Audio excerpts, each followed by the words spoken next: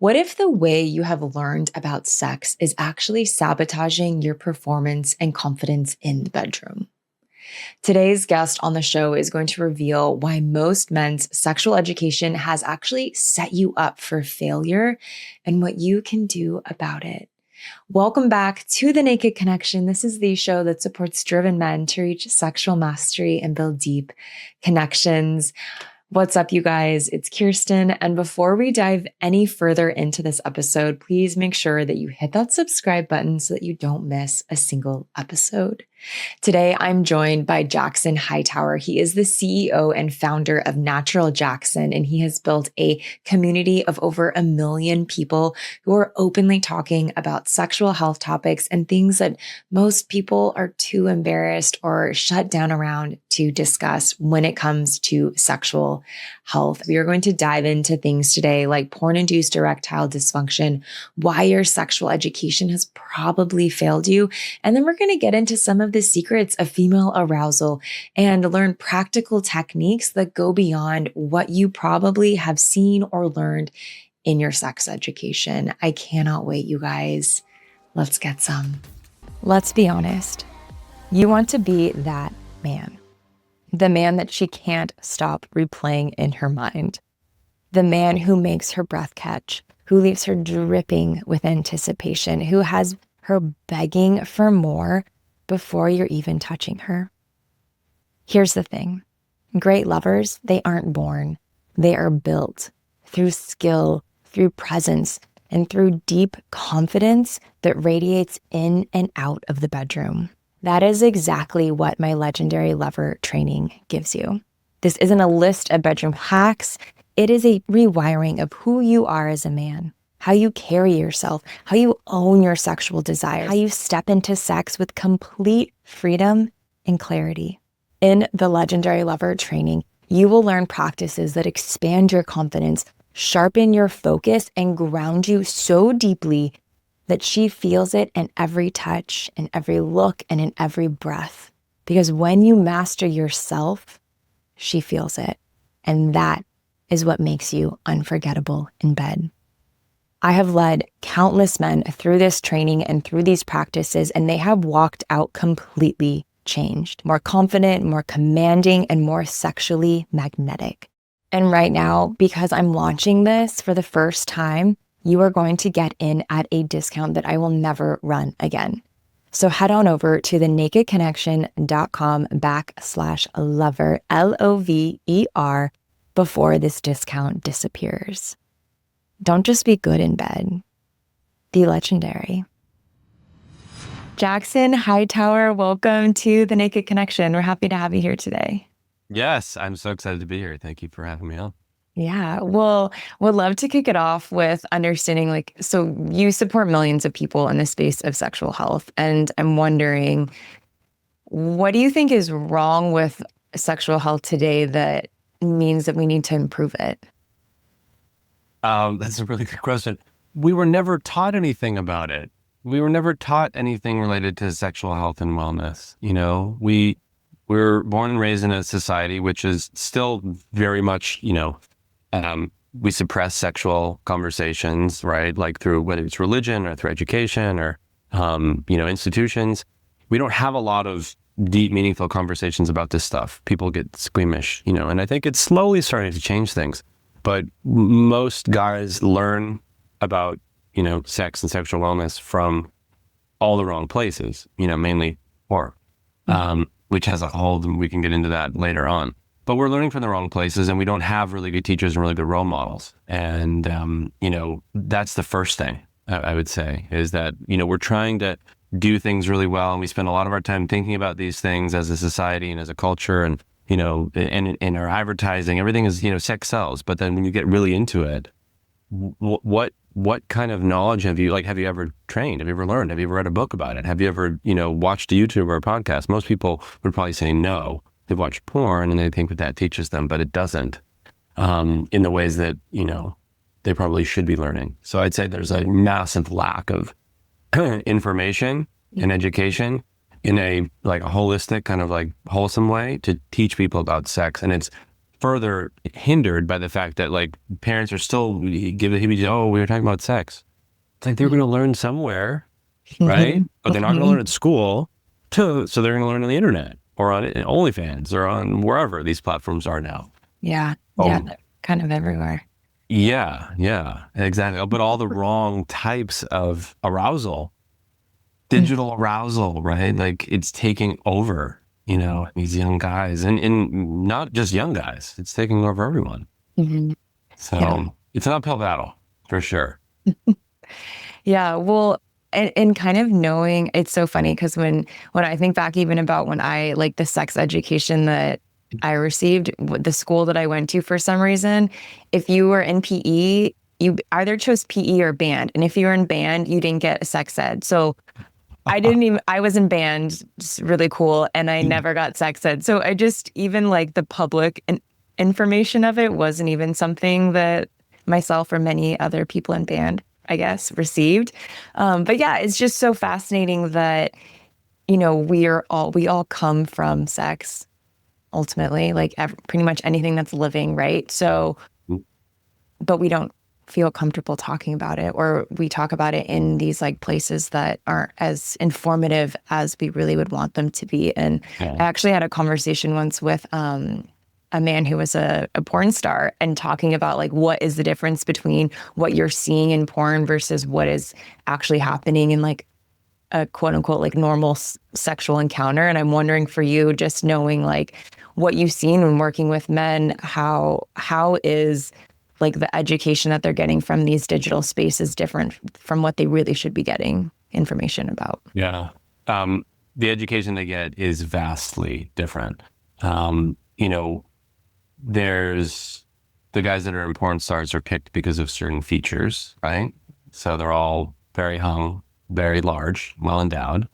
The vast majority, I think there's like 2 billion men on the planet that are between the ages 18 and 65 years old that are less than 5 inches when erect. Mm-hmm. 2 billion men, that's a large percentage of the population, which is nowhere near measuring up to that, right? So it creates tremendous performance anxiety. Am I enough? Am I enough? Well, that guy has 8 inches and he has 10 inches and he's got this and he's got that. Men have so much feeling and so much value that is tied to the size of their genitals. Mm-hmm. It's unfortunate, but it's just a thing. Mm-hmm. And, when you start learning that like that's the norm, it's not. It's like everyone can play basketball. Not everyone can play basketball like LeBron James, right? But it's like you're watching these guys that are picked because of a certain thing, and then they're doing, who knows what they're on or not on during the experience. But it's a movie. Mm-hmm. It's a movie, right? Yes, there's real humans, but so there's a big gap, and porn has been linked to ED. It's called porn-induced erectile dysfunction, because a lot of guys that are now 25 and under are getting ED. They're not able to actually engage in sexual experiences, and that's really sad. That's a big thing that I talk about on my platforms. No one's really talking about this, but because sex is so prevalent, because porn is so prevalent. And the average age that people begin watching is 11. Mm-hmm. 11 years old, right? All the training, all of the entrainment, all the habituation that you see. Oh, well, that's normal. Well, that's normal. Well, 98% of men are going to grow up and not be that guy, mm-hmm. right? And so it's very dangerous. It's very dangerous, mm-hmm. And you're also, you're learning the wrong moves. Yes. Technically, those are moves, but they're performative moves that are meant to generate some sort of response in you, which is the point of porn. It's supposed to increase your dopamine to the highest levels possible in the quickest amount of time, right? And they do a very good job at it. They know exactly what they need to do. The cum shot, like that's actually like in porn, increases the most amount of dopamine is when there's a penis on camera and there's a cum shot on a woman's face. That's actually like the thing. Yeah. Right. So like they know what they're doing. Mm-hmm. And we're in a culture, in a society where like the norm is just, oh, well, we'll just watch that. But it leads to so many issues. And I would say, I don't know, thousands of DMs from guys all around the world, all different cultures, all different religions, etc. And, these young men are having problems being intimate because their dopamine is completely hijacked by porn, to a lesser extent, OnlyFans, if they do that, or other platforms like that. And then, social media at large. So we're in a tough spot. Mhm. Yeah. Yeah. I'm wondering, so when you get those DMs, like what are some of the things that they're DMing you about? Like what are some of the performance issues or just the issues that they're experiencing? How many times they masturbate per day? They can't stop masturbating to porn 4 or 5 times a day, 6 times a day. A lot. It's a lot of time, right? They go too quickly. They release too quickly, right? Premature ejaculation. If you habituate your body to like going quickly when you're masturbating and watching porn, well, guess what? You're going to do the same. You play like you practice. You're going to do the same thing when you're with a partner, right? So if you're not learning how to like elongate your sessions with yourself, how are you going to ever do that with someone else? And then the other one is I can't get an erection when I'm with a partner because I'm watching so much porn. I'm masturbating so often to it. My dopamine's hijacked. They don't know this, but like that's the other thing. So it's those 3 sexual dysfunction pieces that really come up all the time, all the time. So so not being able to get an erection coming earlier, and then maybe being able to have an erection when masturbating, but not with. Yeah. Sometimes can't finish when they're with a partner because they're so habituated to a very specific look from the woman that they watch in porn, right? Or guys, whatever they're into. But it's like, oh, I'm always watching X, right? Some genre, demographic. And their body habituates to like that experience, and then they can release. When they're with their partner who maybe isn't that same thing. It's like, oh, it's blondes with large breasts. Well, maybe their partner is a short-skinned Asian woman, right? Like their body says, well, but that's not what we've been trained to do. It's fascinating. It's fascinating what happens. I mean, it's sad, but it's fascinating at the same time. Yeah. So if someone is having one of these experiences that are, primarily a result of just exposure to digital sexual stimulus in whatever form that might be, like the practical question is like, what do you even do to start shifting that? Because it seems like, why would I even change that if I can just like hit this button on this screen and I get this release, this dopamine hit, I get my orgasm? Why would I go through all the effort to change that? Yeah. That's the big question. And it's about values, it's about morals, it's about what kind of life that you want to have. They're bigger questions that I pose to men. Like, well, is this what you want your life to look like? Do you want to have a relationship with yourself and your hand and a screen? Do you ever want to be in a situation where you can connect with a woman and skillfully learn how to please her and have a beautiful experience sexually with someone? So you ask those big questions, and then you get into like the practical tactics. So they have to feel that it's important enough to want to change. Something in their life has to be so painful. Wow, I'm going to be single for the rest of my life. Wow, I'm only going to ever get pleasure from these people on the internet who have no connection to me, or I'm paying for it in some way, and there's no risk, right? There's no risk. There's no grit. There's no mettle with that. There's no bravery. There's no courage with these digital platforms like, the OnlyFans. So they have to come on their own. They have to come on their own. They have to come to that conclusion, either through thinking about what we're asking them to think about, right? But they have to have the wherewithal to like, oh, this is actually really important. I need to put this on the first pedestal of what I want to focus on in my life. And then if they get to that point, then they can move into, well, then what do you do, right? How do you actually affect change, right? And that's the second part of the conversation. But it's like, I can't want it for them. They have to want it for themselves. They have to feel it badly enough that they say, okay, cool. Like, what do I do now? Right? That's the next question that they ask. And it's kind of like the pain of staying has to be greater than the pain of change, and fighting that reality that there is this physiological thing happening too, that your body has become dependent upon, and fighting against that for the desire to change. Absolutely. Yeah. And I know we're kind of talking a little bit about like perhaps it sounds like younger men, maybe that aren't in a relationship, but I also, just speaking to some of the men who might be, we have a lot of listeners who are in a marriage or a long-term relationship, and maybe sex isn't happening as often as they want, or they're finding themselves in a sexless relationship. So they're turning to these sources to have that connection, that stimulation that they're not getting in their relationship. So what do you think about someone who might be in that space? It's tough. And I would say the easy path is to resort to the digital, arousal and to watch porn. But that's not actually getting to the core of what the problem is, right? If you're in a sexless relationship with your partner, there's something that is happening or not happening between the two of you that needs to be addressed through communication, through work, through effort, through whatever it may be. I'm not saying it's easy, right? It's a harder path. But what do you want your life to be like? You want to just be living in the same house as someone, or separated beds, or whatever it may be, and not actually engage with them intimately anymore? That's, for some people, they're like, cool, that's okay with me. I'll just watch porn. I don't know. I don't think that would work for me.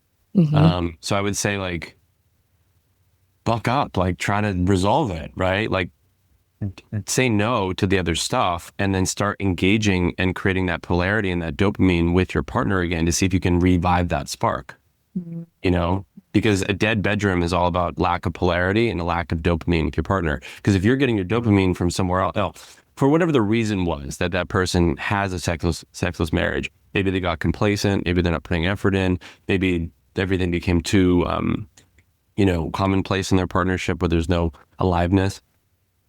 You kind of have to dig in, you have to dig in more and more and more and work harder at it to keep that sexual energy at its peak, and or learn skills or do things that are going to create that dopamine with your partner, right? Where maybe it's been dead in other areas. So it takes more work. It's a harder path, but I think it's something worth exploring, Yeah. And it seems like in either of these situations, there's an element of like wanting to put in the effort. And I'm curious of what you think even put someone in that place where maybe they lost it to begin with. Yeah. It's easy. It's so easy. You get so used to your partner. You stop dating your partner. You think about, I could go down on her, but maybe I'm just kind of tired right now. And but when you're first dating, you'd be on it in a second, right? So there is the element of, what continues the energy to create that sexual chemistry, right? And it's polarity dynamics, it's dopamine and novelty creation, right? And it's making sure that you're not leaking your energy elsewhere. Because this moment you start leaking your energy elsewhere, sexually, emotionally, whatever it is, that's going to draw your attention to that place and not water the garden that you're supposed to be watering. But I think it's very easy, Esther Perel talking about mating captivity, all the, this sort of literature that's out there about what is a typical marriage and why is sex not really part of it, right? As much as it should be, right? Or why is it something that's so negatively affected or negatively talked about? Part of it's kids and stress, it's like you have to create more, you have to work harder to create more time so that you can be with your partner as you get further and further into a relationship, especially with children. So it's like, if you don't want to do that, and if you want to quit, at that part of it, then you're just going to have a relationship that maybe you have sex once every 2 weeks or 3 weeks or a month, but it's more effort. It doesn't mean that it's worse. It just means that it's going to take more time and more planning, right? Yeah. Yeah. And I know, us ladies, we love for things to be new and exciting all of the time. Yeah. So I definitely feel for men in the space of them being faced with that. And, I'm wondering if we were to think at the beginning of this conversation about the sexual education component of it, and maybe people didn't get that. So they're now in this situation where they're faced with I have to bring newness or find this novelty, keep things alive. And yet kind of my bank of intel isn't really that informative. So what, because I know you have so much insight, what would you where is even a good place for us to start talking about some of the things that somebody could start exploring or doing? Mm. with someone. Yeah. Well, part of it is, so I always back it up. It's like, what is the man's knowledge base? Where does he start? Right. What does he know? And as men, we often think that we know more than we do about things. And that's just kind of like, commonplace. We have an ego about it, like, oh, really good. Well, what if you had the perspective that like, maybe you don't know enough, or maybe you don't know a lot, and maybe there's more to learn, right? And if you want to excel in an area, think about every other aspect of your life. And what do, right? You study, you practice, you have a teacher, you have a coach, you have a trainer, you have a sensei, whatever it is, right? Like anything that you're doing, you spend time doing it. Yeah. We tend to just think that like sexual knowledge, just like we assimilate it, like out of the ether. Oh, we're just going to pick that up, or we're watching porn. Like it couldn't be further from the truth. You have to practice and practice and practice, just like you do anything else, right? And so, well, where do you start? I mean, you start with understanding like how your partner works, and a lot of what I do is really educating. Well, first of all, like, do you understand your own body? But after that, like, do you understand your partner, right? Do you understand how her body works? Do you understand the timing differences? Do you understand her hormones? Do you understand her cycles? Do you understand her cycles every month? Do you understand her cycles every 5-7 years, right? Like, where is she at right now? And we almost have to like, because men are good problem solvers, but if we don't know that there's like, we're dealing with a different person, right? Like that works and has a different physiology and functionality than we do, then we don't necessarily know how to, approach it. So that's kind of where we start, is like, how well do you understand your partner, her physiology, her desires, her needs in that sexual realm? And then, you get into learning about physiology, learning about biology, learning about hormones, getting on her app, her flow app, so that you understand where she's at, right? It's about like, okay, well, if she's on this cycle, then I know I need to do this, this, and this. And then you can plan better dates. You can plan more, you can know if like you need more foreplay or less foreplay in that time period, right? It's all about like working backwards and figuring out where she may be. And then also understanding that like, sometimes you're going to be wrong because women's, experience, their emotional, experience in a moment. It's not, you're not able to like pinpoint it always, right? Yeah. Yeah. Oh. Yeah, it's so interesting because I think even like as a woman, we're constantly trying to figure ourselves out too, is probably part of the equation. But yeah, I love that you mentioned like being on the flow, your partner's flow app, and like knowing where she is in her cycle, and also like where in her life as like a person that can or cannot, at whatever point it may be, have children, and like what does that even mean for your sex life in and of itself. And if you have kids, and do you have time that you can parcel out where they're not around? Like, you have to remember, like, planning dates and planning sex and planning time with your kids, like, it's crucial, right? In when you're in partnership, it's crucial. It sounds mundane, but like, you have to do it. Otherwise it's not something that comes that easily. Then it's just like weeks, go on in partnerships where there's like nothing, which is challenging because the guy's like, well, I'm still horny. And maybe the woman is too, but you're not finding those moments. You're like missing, you know what I mean? So you have to create it, and it takes a little bit more effort, which again is unsexy. Like creating and planning around it, right? Like in general, like the logistical aspect of it, it's not something that's incredibly sexy, but can you work through that? Yeah. And I wonder, like, if someone's listening and he's like, holy shit, that's a lot of things for me to figure out about a woman. Like, what's the first step? Do you think it's like having conversations? What is it? Like, where can someone take all of this and be like, okay, here's the thing that I'm going to do today? Well, I have a lot of resources in my app, but the Bedroom Mastery app, which launches in the App Store very soon, where we get into a lot of this like basic sex ed, right? Which is like understanding women's physiology, understanding our hormones, understanding foreplay dynamics, understanding what parts of the month mean different things for women and what that means for your behavior with her. So that's one place I would start. There's also you have to have a desire to want to learn about it. And then once you put that out there, like 20 years ago, there weren't as many resources. Now there's a lot more resources, which is great. Obviously there's ChatGPT, and you can ask, anything out there right now. Like, how do I navigate this?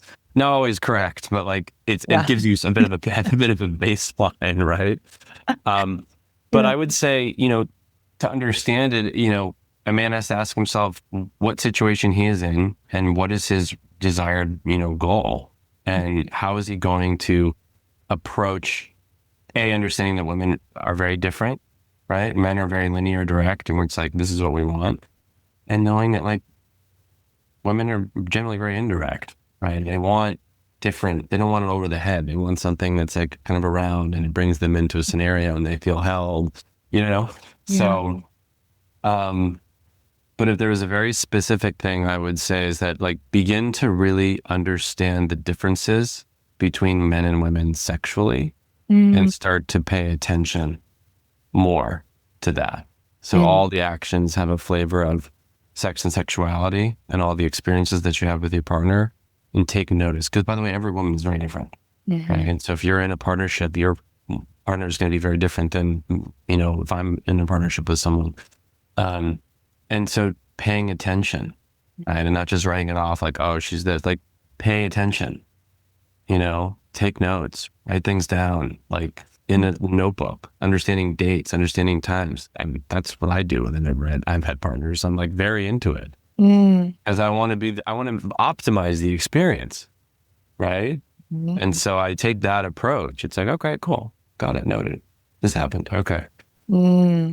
But it's a level of wanting, right? I put it on on a high pedestal because I want to be a partner that is capable of showing up in a way that's the smoothest, if you know what I mean, in that particular scenario. Right?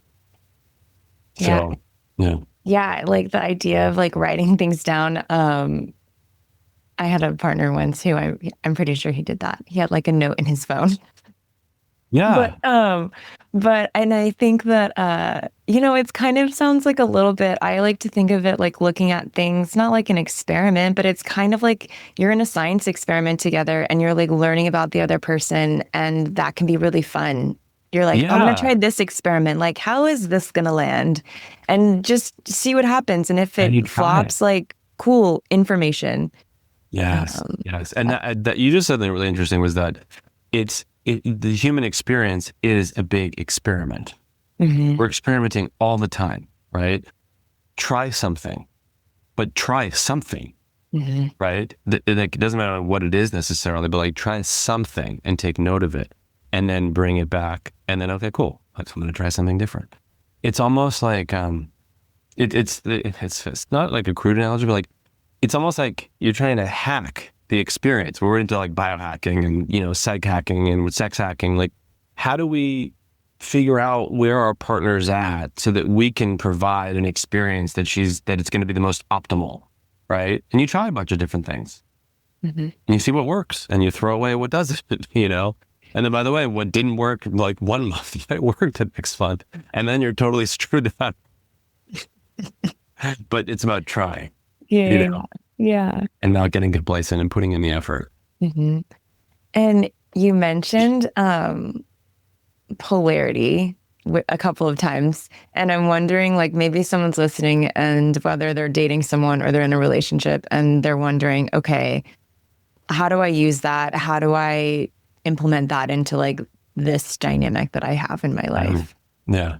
So, and I'll speak sort of in general terms. Polarity is, in a dynamic, there's a masculine pole and a feminine pole, gender not included, but like, generally if men are in their masculine and women are in their feminine, the man, it takes a role of like leadership, containing structure and boundaries and containers and directiveness around their relationship, right? And so it's making a decision about the way things are going, including the partner in that decision, but giving them options instead of just being like, well, what do you think? I don't know. Unless you really have no clue, right? But like in a mundane sort of everyday life, like men, if they're in their masculine, they're planning, they're making decisions on trips, they're making decisions on food, they're making decisions on guidance around like, school education. while including the female partner's opinion and perspective in that, but then creating the container where that conversation takes place instead of just having it be amorphous. So if a guy's listening and he's saying, well, how do I do that? It's just about taking more initiative and more of a lead, It's really as simple as that. And we've come in our culture, it's a very, very, I would say, like, sensitive and tenuous topic, because now women are in much more leadership roles in business, which typically is a masculine energetic frequency. It's linear, it's direct, it's, creative in that sense.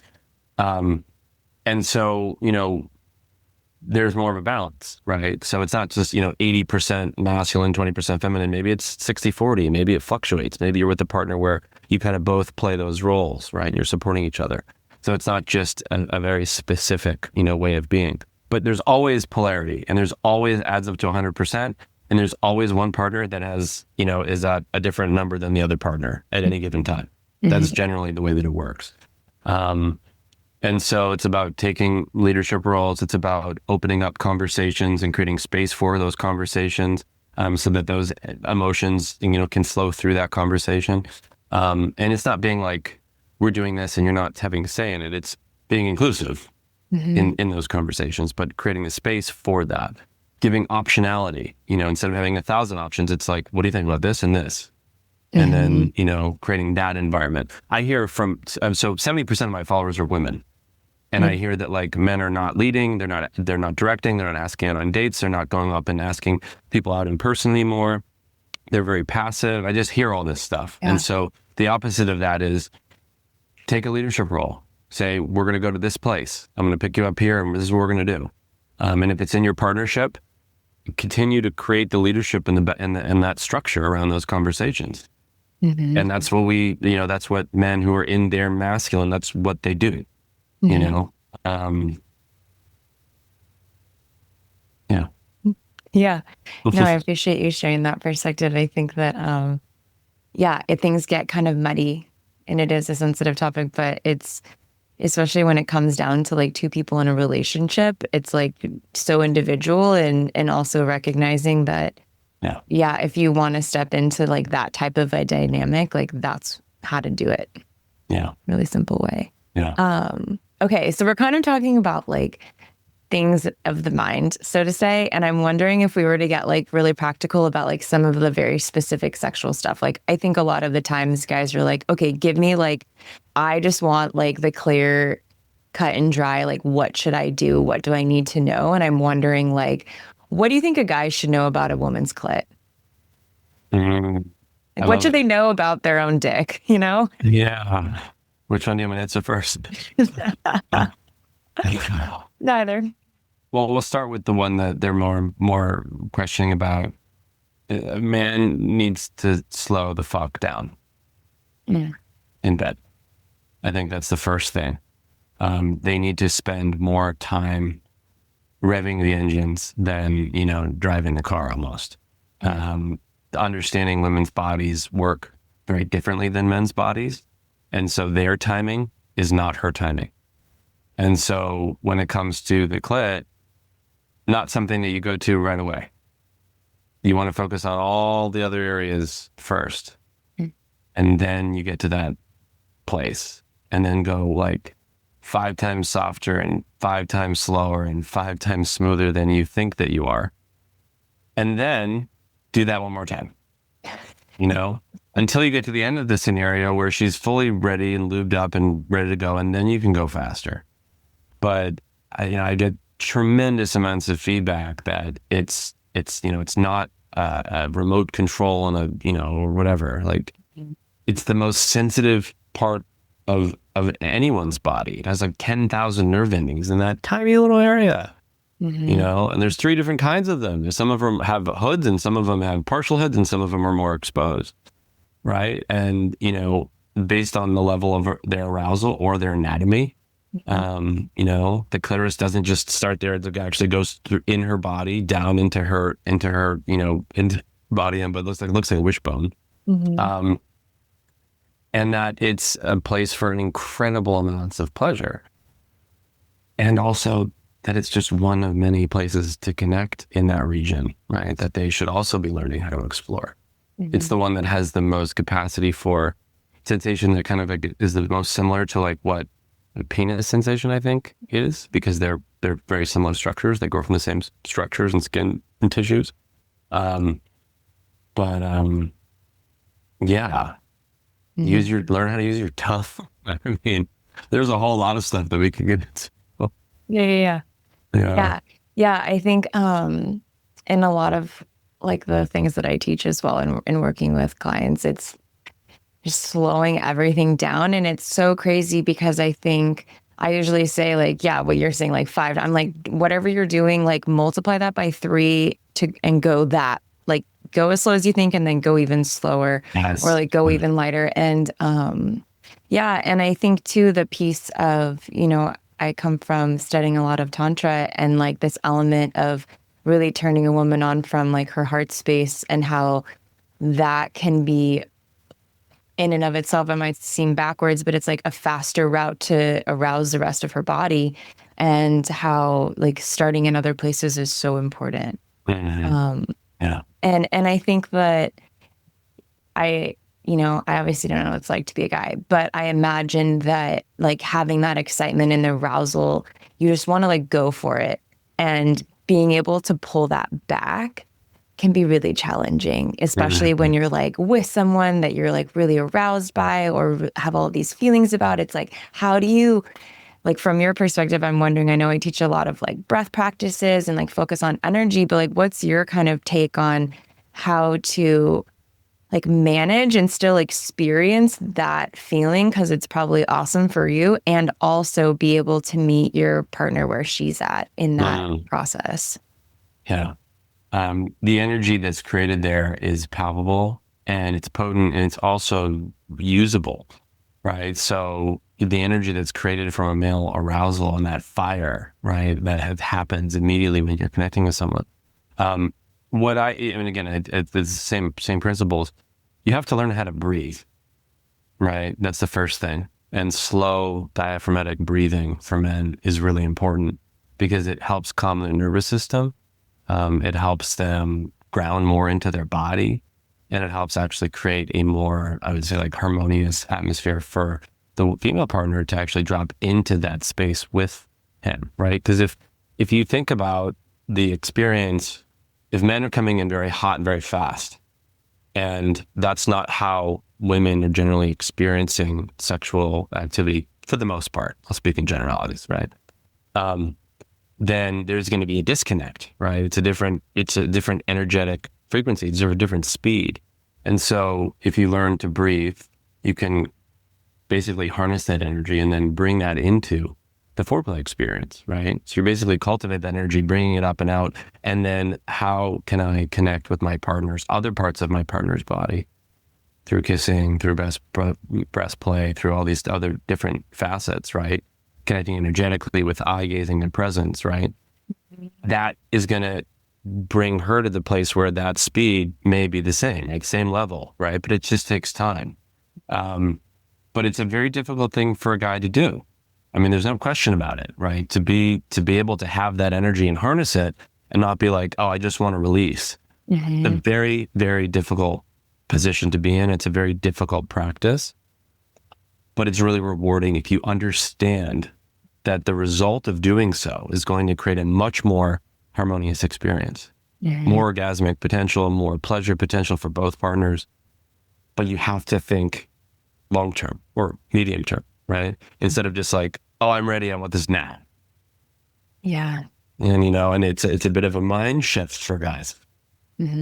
Yeah, especially if, like we're talking about, if porn is what you're learning, like they're not, I haven't seen that in porn. Nobody does that in porn. It's the opposite. They want that shot. It's like, that's the whole point. Yeah. Is to release. And so it's unlearning all of this stuff and creating it takes discipline.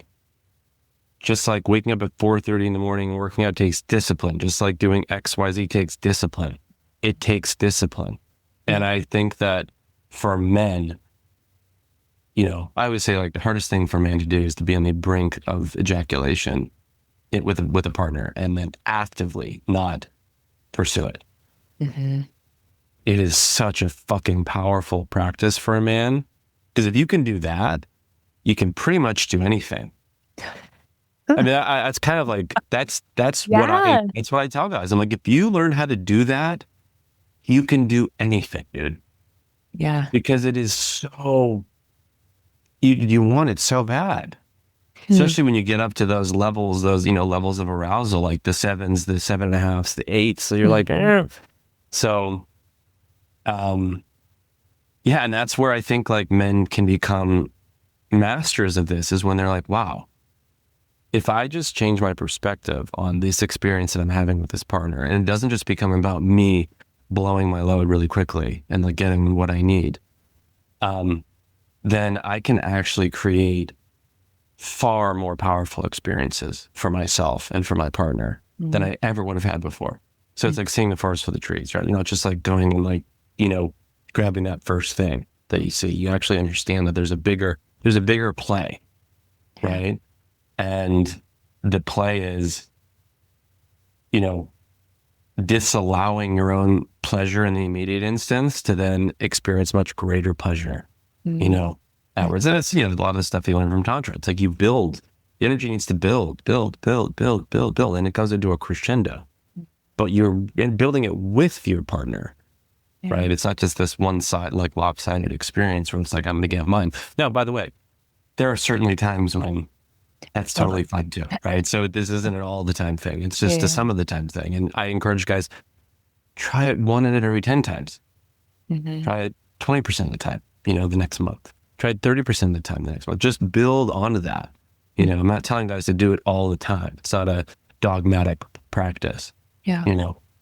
Yeah. And I wonder, I mean, you mentioned this part of like, if you can do that, you can do anything. And I always find like really interesting connections between our sex life and the rest of our life. And so I'm wondering, for a man that has built the capacity to do that, how does that show up in the rest of his life? Mm. He becomes incredibly powerful, incredibly magnetic, building businesses, building empires with his family, incredible amounts of patience. Like, you can apply that sexual energy that you cultivate and you can direct it, right? That's really what it's about, because sexual energy is the most potent form of energy that we have as humans, I believe, at least my perspective.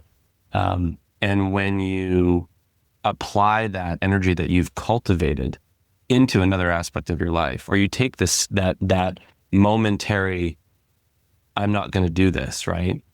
That skill that you develop in that moment, and then you can apply that to a really challenging conversation, or a big endeavor that you want to take, or whatever it may be. It's about taking it and then transposing that energy in that situation, right? And that's what I think is really powerful. And then then the world starts to sort of shift around you, because you are the master of the energy that is the most potent energy that we have. Yeah. And then you start controlling it as opposed to controlling you, which is 95% of guys, it controls them, Yeah. you know? Ooh, that's fun. Yeah.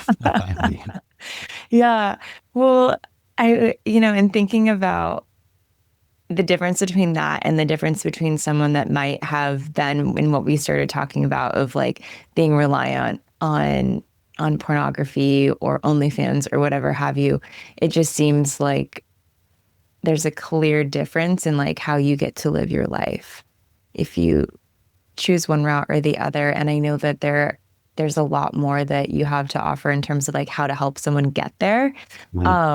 And everyone will have to go and like check out your Instagram and all of the awesome videos that you have there and all of the work that you do. But we'll make sure to put it all in the show notes. But I'm wondering, like, in closing, like, obviously you've studied this a lot and it's like your work and your mission and you've helped so many people. I'm wondering, like, now that you have all of this knowledge and expertise, like, what is there anything that you wish like the younger version of you knew that like maybe might be helpful for someone that's listening today? Mm. So the younger version of me, let's say, I think he would have wanted to. I think he would have wanted to hear that he was enough. Mm. You know, Mm-hmm. he was enough with every part of it. You know, whether it's the anxiety around how to be good. It's like you're learning, you're figuring it out. You don't have to be at the top, right?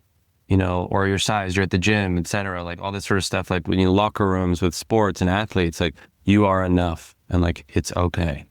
Now, if I had heard that, would I be what I'm doing today? Probably not. But like, True. Maybe. and there's another path. Like there's another way. Mm-hmm. There are other things that you can learn, and the way that you look at sexuality it can be very different from what we're bombarded with the norms of what society is. Yeah. So those are the two things I would say. Cool. I appreciate you saying that. Yeah. And there, it's like the harsh reality is that there is all of this sexual stimulation that can be hard to look past. So kind of like feeding the mind and the body with the type of things that might be more supportive. So I'm wondering if you could share with everyone, like if they want to connect with you more or work with you, where can they find you? Yes. So my social media is Get Natural Jackson across all channels. And I'm launching the Bedroom Mastery app, which will be available in the App Store, and it's called Bedroom Mastery. So you can find me there. And then, we communicate with everyone through DMs. And if you want to do more consulting and stuff like that, we can, help facilitate as well. Cool. Amazing. Yeah. Well, Jackson, thank you so much for being here. Thank you so much for having me. This was a great conversation. I appreciate it. Thank you so much for tuning in to this episode of The Naked Connection. Be sure to subscribe so you don't miss another episode. Trust me on this, your sex life and that special someone in your life will thank you for it. And if you really love the show, please take a moment and leave a 5-star review or a written review and let me know what you think. It would mean so much to me and this show. Until next time, happy connecting.